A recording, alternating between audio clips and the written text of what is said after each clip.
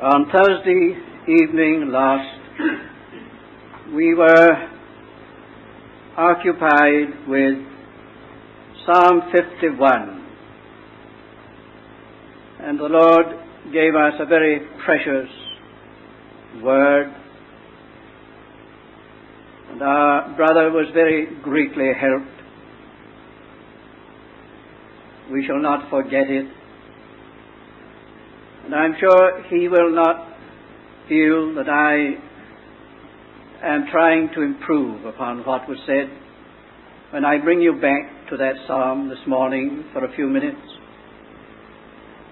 That is not my thought at all, but before Thursday and since, an emphasis has been in me of one part of the psalm, and I feel that it is the Lord's message for us. It is in verse 6. Psalm 51, verse 6. Behold, thou desirest truth in the inward parts. Thou desirest truth in the inward parts. I think that in a very real sense, that is the heart of the psalm. We were able to really recognize the meaning of those words, just exactly what they do signify. We should see that everything in this psalm and in the wider context of this psalm, in deep human experience with God, everything is centered there, and it is the key to everything. We can, I am sure, say this psalm touches the deepest depths that ever man could touch in the need of God and the mercy of God. In Psalm 1, we have the blessedness of the man who has not walked in sin, the counsel of the ungodly, and so on. Well, his is a blessedness indeed. In Psalm 32, we have the blessedness of the man whose sin is covered, whose iniquity is pardoned, whose sin is covered. And I take it that that is the provision which is made in sacrifice and blood and priesthood for the man who sins. Well, it's blessed to find that provision on hand. But here in this psalm, we're altogether outside of any of the ordinary provisions.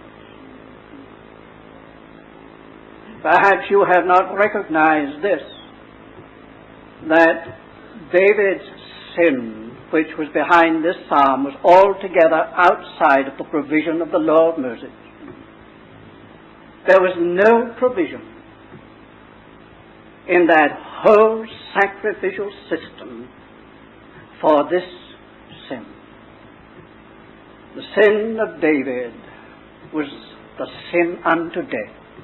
It was blood guiltiness, the sin unto death. The only thing that the law had to say for sinning in this way was death. And so we are altogether outside of the provision of the law here, vast, comprehensive, and detailed as that provision was. It made no provision. God has got to make some special provision here. We were reminded on Thursday that it is in that special provision of the sacrifice of his Son, something far bigger than any Jewish sacrifice or altar or priesthood, something reaching deeper down than anything that ever was known in Israel. It is in that we find David saved from death. He knew the depth of his sin. He cried, as you know here, that he might be delivered from blood guiltiness. Well, this is the deepest point to which we can come. Any man can come. There are different degrees of God's dealing with the soul. He deals with us upon one level, in a certain way. And then we go into a deeper depth. And he's got to deal with us in another and deeper way.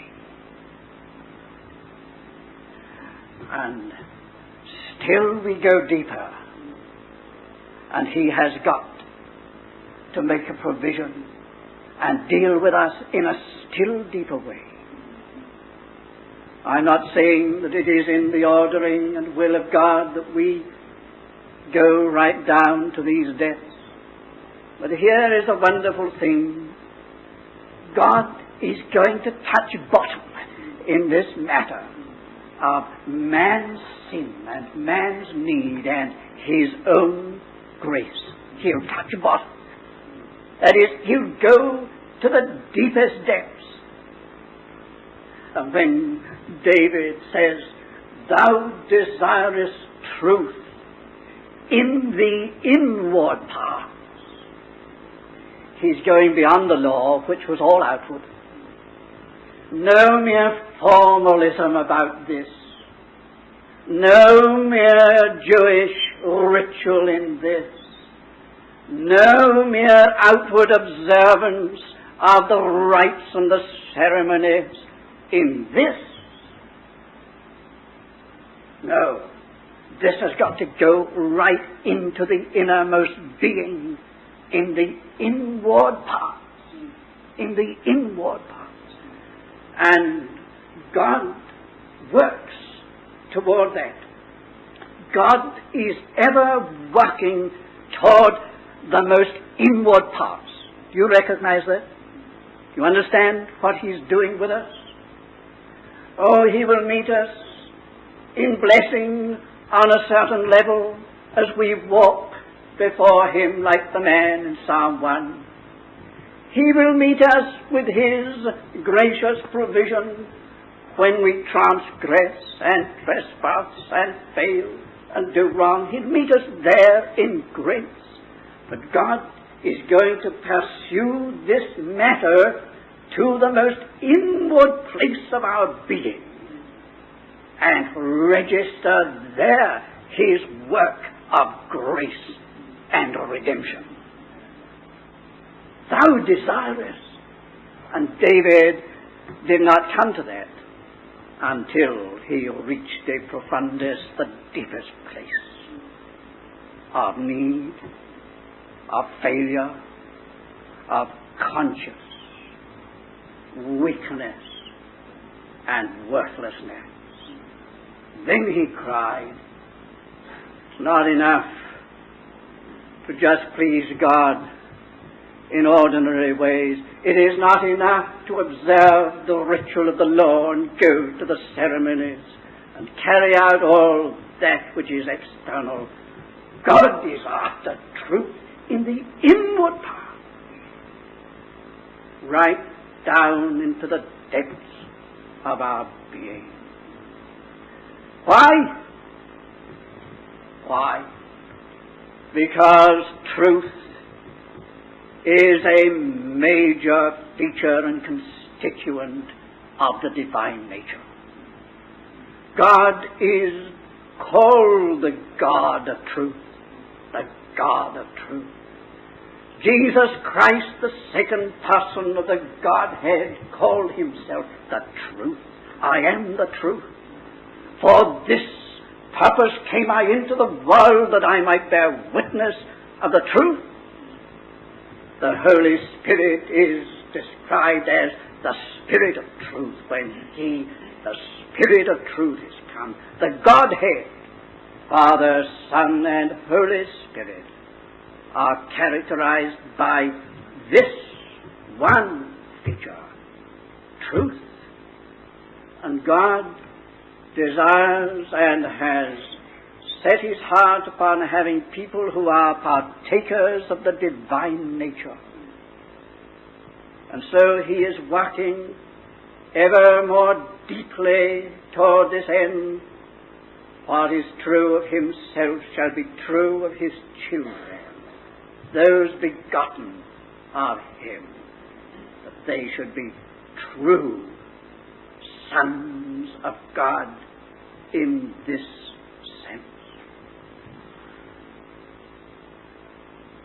Satan is described as the liar, the father of lies. For that reason, all untruth is an abomination to God. God has consigned all liars to the lake of fire. He has excluded from the New Jerusalem everything that maketh a lie. God hates everything that is not true. Not true. And true right through and through like himself. He hates it. He must have, he desires truth in the inward part.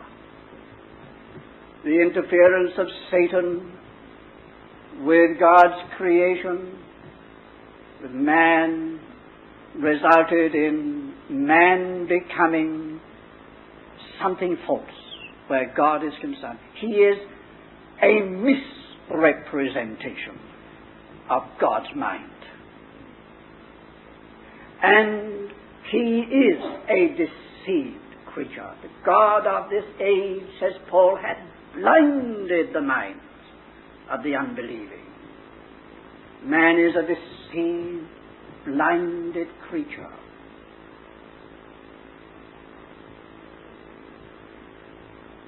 Thou desirest truth in the inward part. Now you see how large a matter this is, and one is hard-pressed to know what to say and what not to say about it. But let us dwell for a moment upon this clause, the inward parts. The inward parts. You will detect in this psalm that is running right through, you know. Here it is in the inward parts, create in me a clean heart. Renew a right spirit within me. A broken spirit and a contrite heart thou wilt not despise. You see, it's all this innermost realm of things that has now risen as the real need. The real need. No more deception, no more falsehood, no more mockery, no more make-believe, no more going on as though it was all right when it is not all right. No more using external means to cover over inward foulness. No more going to meetings and saying prayers and joining in the whole system when the inward parts are not right before God. The inward parts. Seeing then that we are what we are by nature now, this represents a reconstituting of us. A reconstituting of us. Anything that does not minister to that is false in itself. Any system of religion that just puts on from the outside and covers over the inner life by mere rite and ritual is false. It's not true. The work of God is to reconstitute human nature. And that, of course, involves two things. On the one side, it involves a breaking down. Breaking down. And if you know anything about God's dealings with lives which come into His hands, there is undoubtedly a large place for that, a progressive breaking down, getting to the root of things and undeceiving us. We've got any illusions about ourselves, they'll all be gone when God is done with us. If we are governed by any kind of falsehood or lie about ourselves and our position and our worth, when God is done with us, that will all be gone. He's going to break us down until we see ourselves stark as an unclean thing, with all our righteousnesses as filthy rags. So He will break us down, and He does. But there's the other side, of course, all the time, for God is not only and always negative. There is the constructing, bringing us to the place where anything that is false, anything that is not absolutely transparent, true, straight, clear, is hateful to us. More and more our inner man revolts against our own falsehood. Any exaggeration comes back on us at once with conviction of wrong. Any false statement hits us hard and we know we've not spoken the truth. Oh, it's a tremendous thing to get into the hands of the Holy Spirit. To this reconstituting of our entire nature until, like God, the one thing that we hate is anything that is false. I hate, said David, every false way. I hate every false way. We must come there, but we must be great lovers of the truth. This is going to pursue us everywhere. It will pursue us into our own life within ourselves, that we are not deceiving ourselves at all. We are not deceiving ourselves.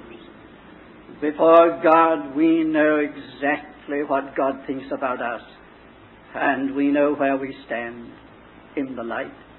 It will pursue us into our social life, and all our social lies and make-beliefs will have to come under the light of God. Oh, what a tremendous amount of falsehood, make-believe there is in the social realm. Yes, our economy is built up very largely. Our social economy is built up on lies. What about all the make-up? Isn't it to make out that you're something that you're not? To give a semblance of something that is not true? See, the whole social life is like that. It's a fabric of untruths, and we have many ways of just saying things that really are not true. The friendly lie. Pursue us into our business. The lie that gets a good sale or a good buy. The commercial lie. And so through and through, God will pursue this matter of truth. Forgive me, dear friends, but it's a very, very important thing with God. If God does hate what is untrue and desires truth in the inward parts, how can He bless where there's anything that is false of any kind at all? His eyes see. Well, He's got to reconstitute us, and that's what the Spirit of truth does. And this is a time work. Indeed, it's a lifelong work. A lifelong work. And I think this thing comes more to light becomes more intense the further on you go. Lord lets you off with a lot of things as spiritual infants, as we do with our children. We know that they're children, and we don't take too much notice of certain things which we know are not quite right or not at all right.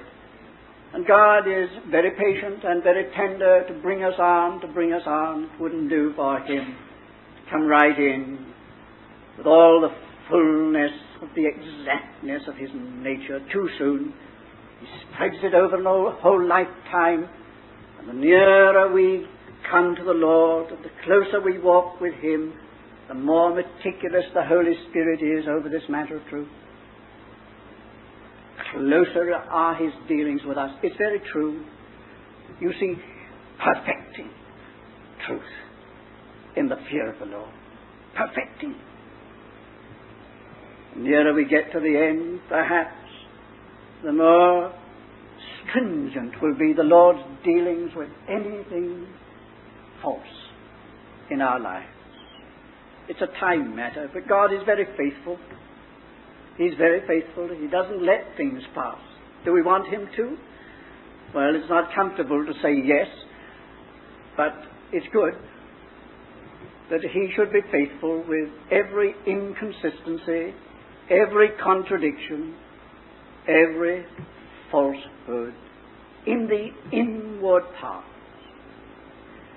That carries the matter deeper than our own natural moral life. I'm not talking about morals now.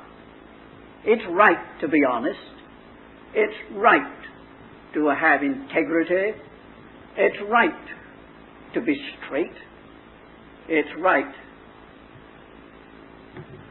to be true, naturally, humanly, but I'm not talking about that.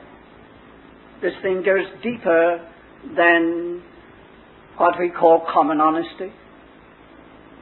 It's deeper than our natural moral life at its best. Simple reason that by nature we have not got God's conceptions and God's standards. God's thoughts about things are very different from ours. We would very often allow what God would never allow. He has a different point of view about things altogether. We judge in one way and God judges in another. It is necessary for us to come to God's standpoint about things. Oh, we would say there's no harm in that. What's the Lord say about it? Oh, there's no wrong in that. Look at so and so and so. And take our standard perhaps from other people.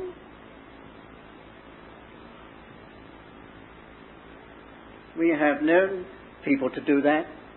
Point to some outstanding figure in the work of God, in whose life was a certain thing, and that one taken as the model to be copied, and that thing, oh, there's no harm in it. Look at so-and-so. And I have known lives and ministries to be ruined on that very principle.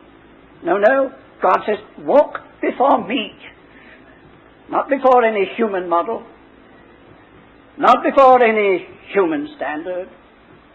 Don't reason like that. There's no harm in it. So-and-so does it. It's quite a common practice. No, walk before me. We've got to get this in the Spirit. In the Spirit, the inward man is deeper than our best moral standard. Otherwise, there's no point of it being in the Bible at all. If our moral standards can rise to God's satisfaction, why must we be so handled and reconstituted? It's deeper than our intellect, than our reason. You cannot, by reason or intellect, arrive at God's standard at all. Not at all. Oh, don't think that ever by any method of reasoning you're going to reach God's standard. Never will. Here it is only by revelation of the Holy Spirit. Christ has got to be revealed in our hearts by the Spirit. There's no point in Jesus saying, when He, the Spirit of truth, is come, He shall guide you into all the truth, if we could get there by our own intelligence. Not at all. It must come by the Spirit's revelation of Christ in our hearts, in the inward part. This is something spiritual. God is Spirit. They that worship Him must worship in spirit and in truth. Spirit and truth go together. Only what is spiritual, what is of God, is truth. Only that. The Apostle Paul had a great intellect, as everybody knows. And he had a very high standard of moral life. But he was an utterly deceived man before his conversion. I verily thought that I ought, a matter of conscience with me, to do many things contrary. Conscientious. Could say, as concerning the righteousness which is of the law, blameless. There's a moral standard. There's an intellectual standard. There's a conscientious standard.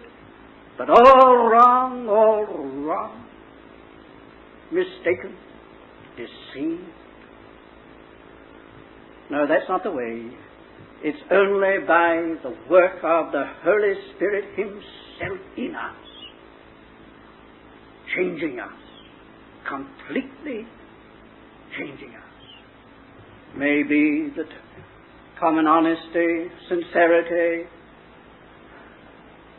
will be a way along which God can come. Quite sure that if we're not going to be honest and straight with God, He's not going to meet us. But that will not get us there. He may require the gangway across which to pass to us, of meaning business with Him and being thoroughly honest before Him. But let us not think that any sincerity of ours can ever bring us to be partakers of the divine nature. Not at all. Thou desirest truth in the inward parts, the deepest realm of our being, in our spirit. Well, I think that's all I dare take time to say on this matter this morning. But we ought to leave it at the point where we do recognize that God has provided for this in sending the Holy Spirit. When He, the Spirit of truth, is come, it's all a matter of the Holy Spirit as Lord within us, having His place as absolute Lord over intellect, over our own moral pride, conceit, satisfaction. Oh, let me come back where I started. The Holy Spirit will take this thing right down. Thank God. Thank God. Oh, what are you hoping in? What are you hoping in? Something in yourself? The man of Psalm 1? Or are you hoping in the law and the ritual and the ceremonies and the sacrifices? Man in Psalm 32. You get God's mercy and grace there. If you can satisfy Him on either of those grounds at all, there's a blessing. But God is not going to stop there, and thank God He doesn't. Do I say it too terrible a thing? And I say that God will bring us to the place of complete despair on all other grounds than His mercy, in order that He might reach His end, which is His own satisfaction in us, that no flesh should glory in His presence. He that glorieth shall glory in the Lord. So our song is of mercy and of grace, boundless, beyond anything that ever has been provided for in the old economy it is provided for in Jesus Christ.